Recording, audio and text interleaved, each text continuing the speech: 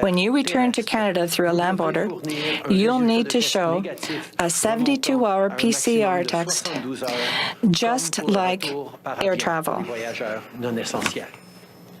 Today, I also have some news to share on vaccines.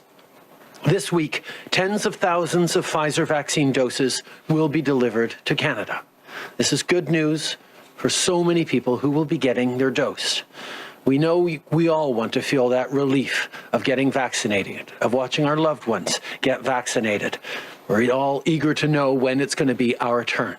Well, I can tell you we are still very much on track for tens of millions of doses into the spring, and for everyone who wants to be vaccinated by September.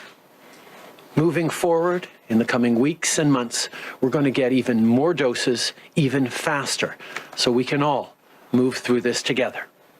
Next week marks the start of a major ramp-up in vaccine shipments. Starting on the 15th, we're expecting hundreds of thousands more doses each week, and that's just from Pfizer. There are also other vaccine candidates currently in the approval process, and the top experts at Health Canada are working around the clock to ensure that any of these new vaccines approved is both safe and effective. We have already administered more than 1 million vaccines to fight COVID-19 in Canada. These essential doses were administered to your parents in long-term care centres, to your friend who is a nurse, or to your neighbour who is a personal support worker. And this is just the beginning. We will continue these efforts until every Canadian who wants to will receive a vaccination. This week, tens of thousands of additional Pfizer doses are arriving, and several other million are coming. With respect to the vaccinations, things are on track despite some temporary delays. We will be receiving 20 million doses from Pfizer and Moderna over the spring. Other vaccine candidates are being approved. Health Canada experts are working very hard, and you can be sure that every vaccine will be approved, that is approved, will be safe and effective. I can reassure you that you and your family will be vaccinated by September. But even though everything is on track when it comes to vaccinations delivered to Canadians, we're not yet out of the woods. By keeping your distances, by washing your hands and wearing the mask, you can continue contributing to the efforts to fight COVID-19. We cannot ease up. This morning, I also want to talk about where we are with testing. Rapid testing is key to keeping this virus under control, especially in schools, long-term care homes, and workplaces. Last Friday, this is something I spoke about with Dr. Janine McCready in Toronto. She and her team have spearheaded an innovative testing program at several schools, getting tests directly to communities that need it. In some neighborhoods, she told me that as many as 1 in 5 tests, that's 20%, come back positive. Clearly, there's real need for this testing. Her work shows that when people can get screened for COVID-19 and then get their results quickly, we can stop the spread. And this is true right across the country. Here in Ottawa, a recent program to test asymptomatic students and their families found several positive cases. Since they weren't showing any symptoms, without testing, these kids would have been in a busy classroom. But because of ramped up testing, their families knew to isolate at home instead. Testing widely and often reduces transmission. That keeps cases down, and it keeps people safe. Our government has sent 19.6 million rapid tests to the provinces and territories, with more on the way. We all want to see cases go down. We know that these tests can make a difference. Tests must be deployed. They can't be allowed to expire. And testing, like more contact tracing and vaccines, are going to be an essential part of the months forward as we get past this virus and this pandemic as quickly as possible. We all need to keep working together on all these different aspects to make sure we get through the summer in right form. In addition to talking about the need to use rapid testing during our regular meetings with premiers, we're now working with the private sector to deploy these tests in the workplace throughout the country. Testing is effective, and we want to ensure that the rapid tests are used. These essential tools will help us get through the months of winter and go into the spring mass vaccination period in the best condition possible. Canadians, we all look forward to spring, this year more than ever. But I know we can all agree that there's one part of the season nobody likes: tax filing. Even so, it's important to file your taxes so you get things like the Canada Child Benefit, the work-from-home deduction, and the climate action incentive. These benefits and credits can really help, especially after such a tough year. So that's what you should be able to focus on. Right now, I don't want you to have to worry about what you may owe in taxes. That's why we're providing 1 year without interest on certain 2020 tax debt, giving people more flexibility to repay amounts owing from last year. If you received federal emergency benefits, like the CERB, and you made up to $75,000 in taxable income, you will not have to pay interest on 2020 tax debt until April of next year. Our priority is ensuring that you and your family get through this pandemic and back on your feet. This past year has been quite difficult for those who have lost their jobs or those who have had their hours reduced. We want you to get back on your feet without having to worry about the tax you need to pay. Last year, more than 8 million people applied for the CERB to pay for their rent and put food on the table. I know that some individuals have pointed out some inaccuracies in the information pertaining to the net and gross income requirements to get the CERB, but we're going to clarify the question. People who applied for the benefit based on their gross income rather than on their net income will not have to return the payments that were paid to them, providing that their application also respects the other eligibility criteria. Access CERB based on their gross income instead of their net income. As long as you meet the other eligibility criteria, you will not have to return those CERB payments. When we rolled out CERB last March, it was because people needed help in the face of a global, once-in-a-generation crisis. Well, the pandemic isn't yet over, so neither is our support. If you need help while you look for work, the Canada Recovery Benefit and Enhanced EI are there for you. If you need to take time off to care for your family, look to the Canada Recovery Caregiver Benefit. If you need to stay home from work because you're sick, the Canada Recovery Sickness Benefit is there to help. And if you need support on payroll for your employees or costs for your businesses, the wage subsidy and business loans are made for you. It's not easy to run a business from home or adapt to new public health rules. Yesterday, I spoke with Karen and Fahie. They're two young Black entrepreneurs who have big plans.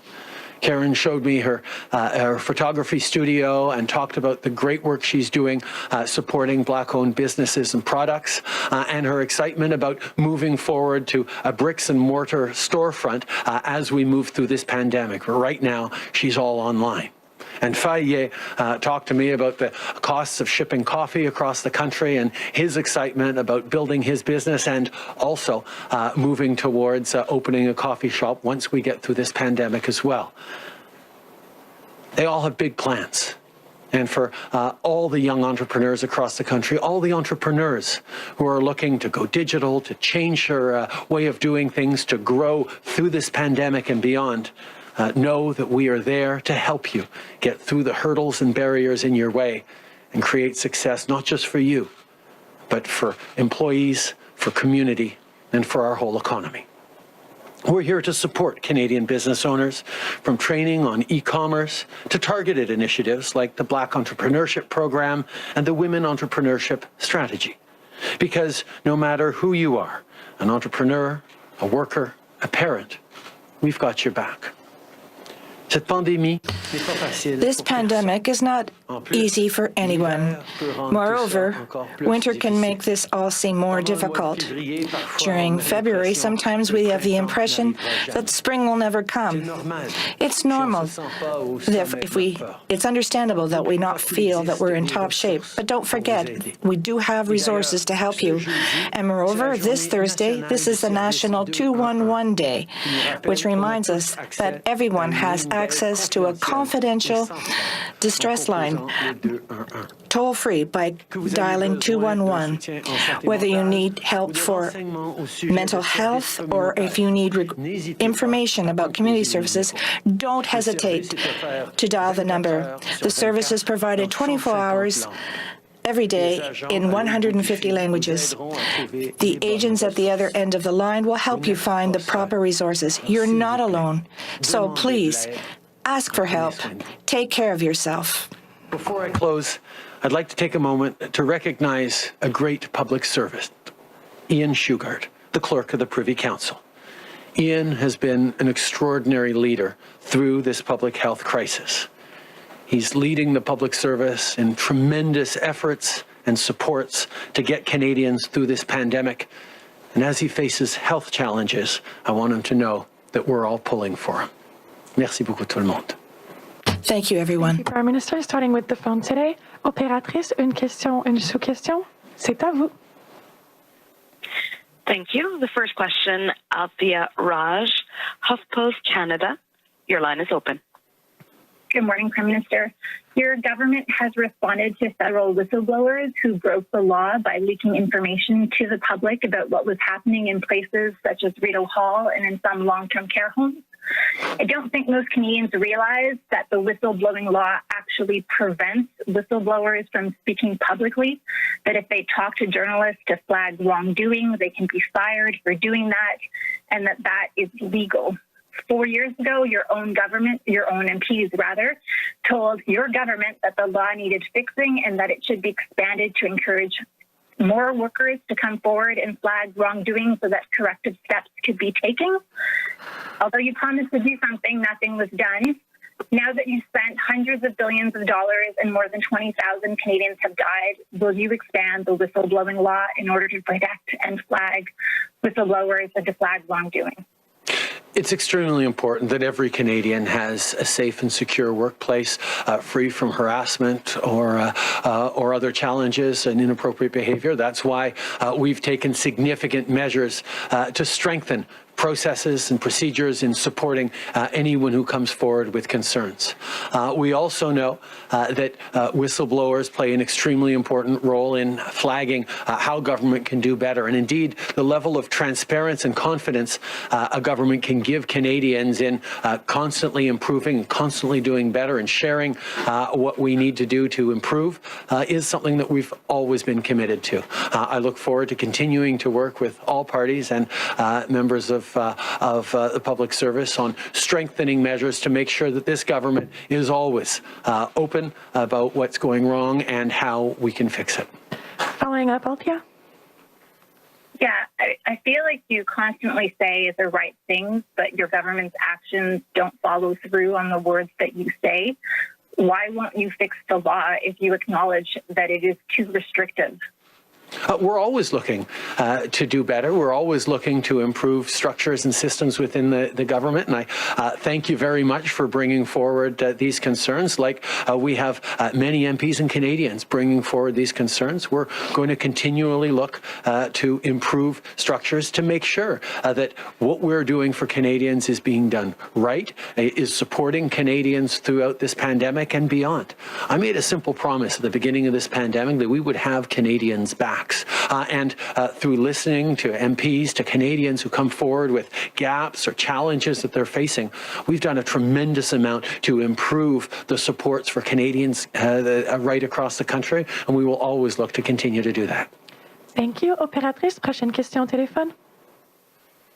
Merci. La prochaine question, Catherine Lévesque, La Presse canadienne. Question, Presse canadienne. Good morning, Mr. Trudeau.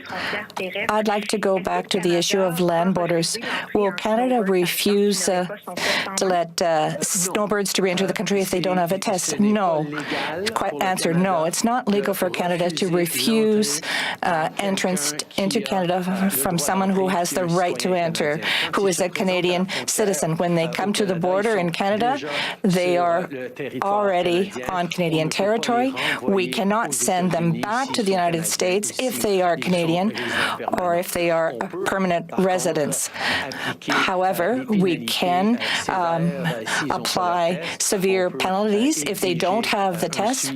We can require extensive follow-up by Health Canada, but the vast majority of people are going to do what is needed, get a test when they get to the border, and so that they can go to their return home for their quarantine period. It is not legal to refuse entry to any Canadian who wants to come home. And that's something that is the major difference between land borders and air borders. You can prevent someone from boarding a flight in Miami or elsewhere. You can't prevent someone who's standing at a land border crossing from entering Canada because technically they're already on Canadian soil when they're speaking to that customs officer.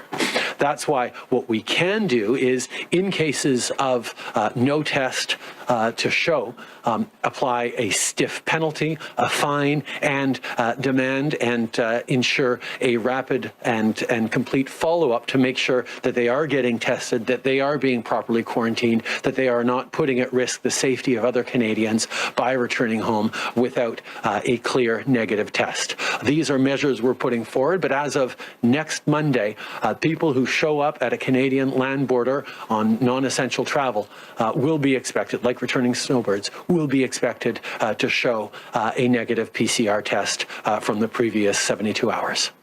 En suivi, Catherine? Follow-up question.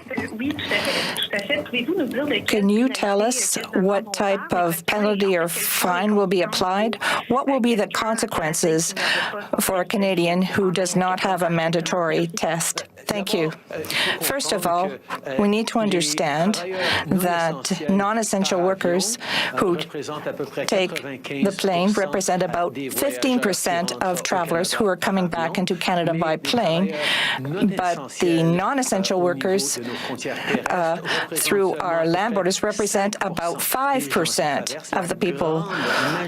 The vast majority of people who cross our land borders are essential workers, truck drivers, nurses, those types of people. So for this small proportion of people who do go through our land borders, if they don't have a negative test, there will be fines that will go up to $3,000 per person. There will be measures that we are going to be implementing to ensure that there is follow-up on these people, to ensure that they are not putting other Canadians at risk by coming back to Canada.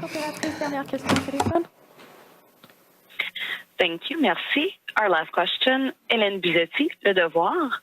Le Devoir, question. Good morning, Mr. Trudeau. You said that we could be dealing with fines up to $3,000 per person. Do you think that these travelers will be put into supervised hotels? And why don't we have any dates set? When people come to an airport when they arrive back here in Canada from overseas or abroad, if they show that they don't have an adequate quarantine plan, we already have locations where they can go and self-isolate if they cannot do their quarantining at home. We already do have systems in the major airports to look at these possibilities. Obviously, we're going to be working to ensure that these mechanisms for our land borders apply as well. We will be announcing further measures at one point, but I would wanted to give people advance notice, telling them that as of next Sunday, if you cross the land border and you're going to have to show that you have a negative PC test. As for the other measures, and including the measures in the airports, we will be making further announcements in the next few days. We are ensuring that Canadians are going to be well protected. Follow-up question, going back to this CERB issue and the fact that people don't have to reimburse. A lot of people said that right at the outset they didn't apply for the CERB because they had understood the rules correctly. They did understand about the gross and net income requirements. Do you feel that these people are going to be treated unfairly, in fact, that they didn't apply for a CERB? There will be no retroactive measures.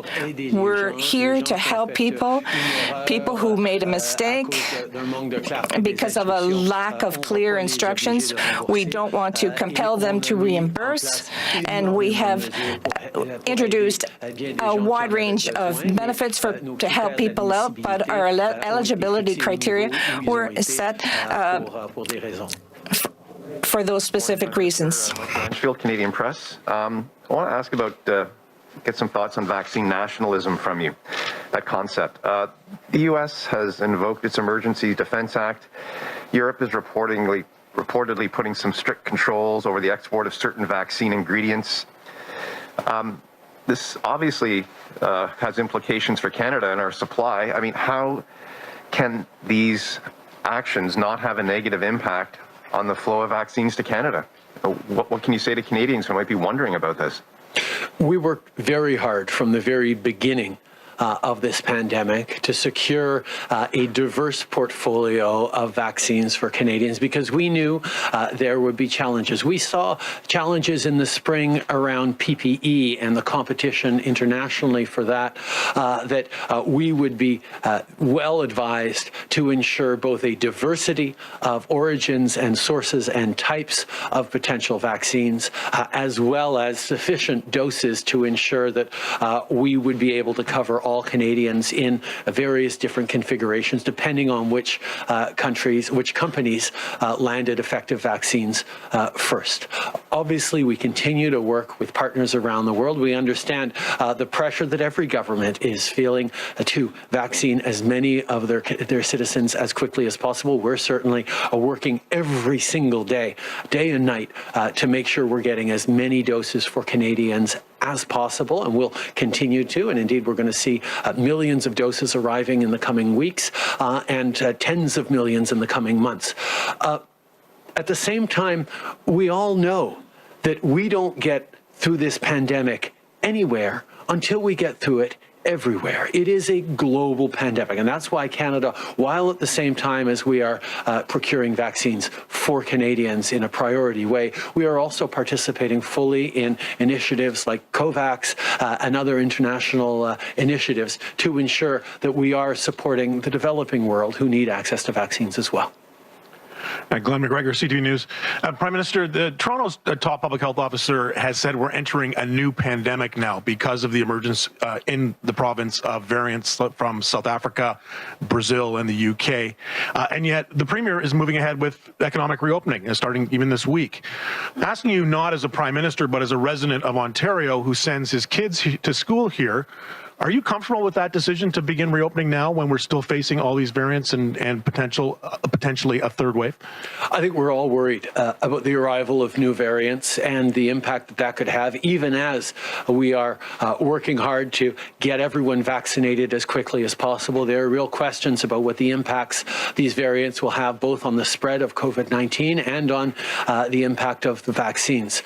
That's why, while we work on vaccinating people as quickly as possible, we we also need to add to that public health measures, which means restrictions in many cases, but also means things like contact tracing, means things like using the app and expanding it to use QR codes, moving forward on rapid testing very efficiently so that wherever we see outbreaks, we're able to isolate those and respond quickly. We're going to need to be extremely nimble as we move forward on a reality of new variants that's going to require all of us to continue working together, to continue working to get vaccines in as quickly as possible, but also making sure we're keeping up to date on the testing, the contact tracing, and everything each of us individually can do to keep ourselves and our loved ones safe.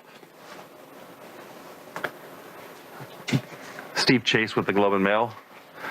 I have a question about the reporting we did about this company, which is operates the Visa Application Center for Canada in Beijing. It's actually owned by the Beijing Police, the Public Security Bureau. And now this Public Security Bureau, of course, has quite a reputation. It's been accused of torture by human rights critics. But more importantly, what will you do about this? Will you allow this to continue? And what would you tell Chinese nationals seeking to escape China about the safety of applying for a Canadian visa at a visa application center run by the Beijing Police?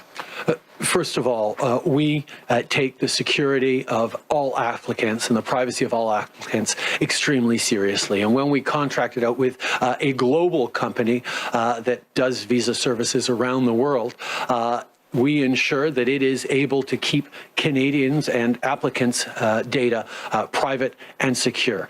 Indeed, when they further subcontract to local offices and local companies, that is something that we continue to demand. But in the case of this particular local office, I can tell you that a number of other countries also use this local company, including Great Britain and New Zealand, who are both our Five Eyes companies, Five Eyes allies. We, of course, take these reports extremely seriously, and I've asked the ministers involved to follow up and ensure that we can guarantee the safety and integrity of our visa systems for all applicants. Hi, Prime Minister. Tom Perry, CBC. We've heard some reports out of Calgary about travelers being kept in quarantine hotels, not getting enough food, being denied medical access. I'm wondering what you think about that. Are you worried that these kind of reports feed into conspiracy theories about government internment camps, things like that? And also, how do you ensure Canadians, as you move to set up this 3-day quarantine, that they're not going to be essentially held in prison? Yeah. I think it's extremely important to make a clear distinction that these aren't detentions. These are medically based isolations. On the 3-day quarantine, for example, that is the average time for a PCR test to be returned. It's the expected amount of time in which a returning traveler might have to stay in the approved local airport hotel. But indeed, if it only takes 24 hours to get that PCR test back and it comes back negative, they are going to be free to go home and continue their quarantine as mandated at home. We are not detaining people. These are public health measures that are necessary to ensure that we are keeping Canadians safe, particularly given the arrival of new variants in Canada and extensively around the world. We need to do everything we need to keep people safe. We need to do that in a way that is respecting people's dignity and supporting them properly. And I can assure you that everyone is following up carefully to make sure that the conditions in which people have to do their quarantine or their testing are always adequate.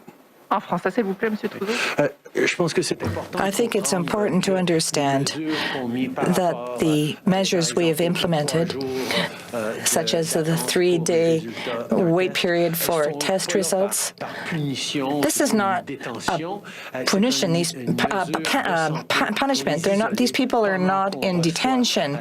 They have to isolate until they get test results. Normally, it takes about 3 days to get the results, but should the person receive results after 1 or 2 days, they're free to go back to their homes to continue their quarantine with follow-up, but we're not there to detain people. We are there to ensure that the public health regulations are followed and that everyone is kept safely. I can assure you that Health Canada and the Public Health Agency of Canada view the need to treat everyone with dignity, and we will always provide follow-up to ensure that this is the case. Radio-Canada question. With respect to the CERB, you're going to give people more time to pay back these benefits, but this was emergency relief for people who were in need. Just by delaying this reimbursement, do you think that will help? Do you think we'd be better off just canceling it? For those who are the most vulnerable, the most in need, they won't have much taxes to pay. Anyway, the CERB was not put in place for people who were the most vulnerable. A lot of people applied for CERB, and they will have the means to pay taxes in the months that lie ahead.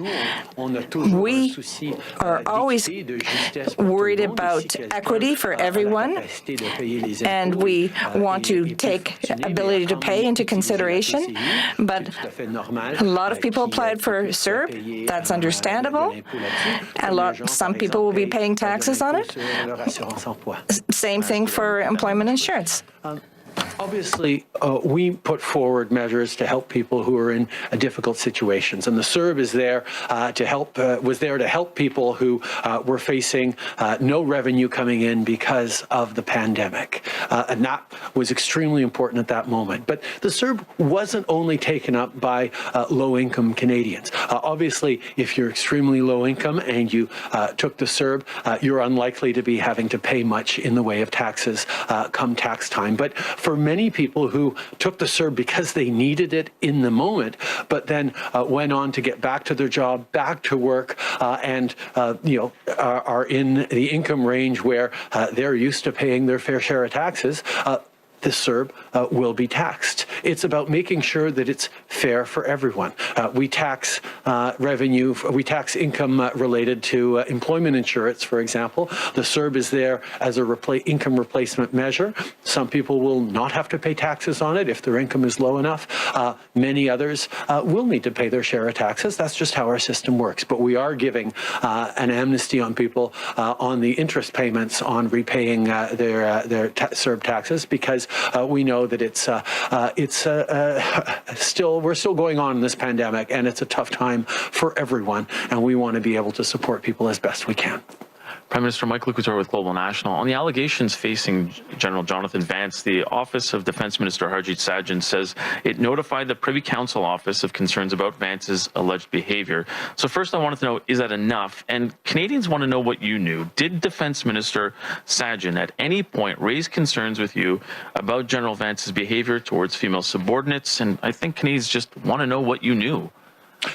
First of all, Canadians know that everyone, whether they're in the armed forces or working for the Canadian government or in any workplace across the country, deserves to be in a safe workplace free from harassment or in unacceptable actions. That is something that we take very, very seriously as a government, which is why we've brought in strengthened processes over the past number of years and have absolutely no tolerance for these sorts of behaviors. We have brought in place procedures that need to be followed and needed to be followed in these cases. And we are very pleased that there is going to be a review going on to ensure that every step of the way the right processes were followed. That's something that will be looked at right now, but I can assure you that we've always taken these very seriously and ensured that those proper steps are followed. Thank you, Prime Minister. C'est ce qui met fin à la conférence de presse d'aujourd'hui. Merci tout le monde.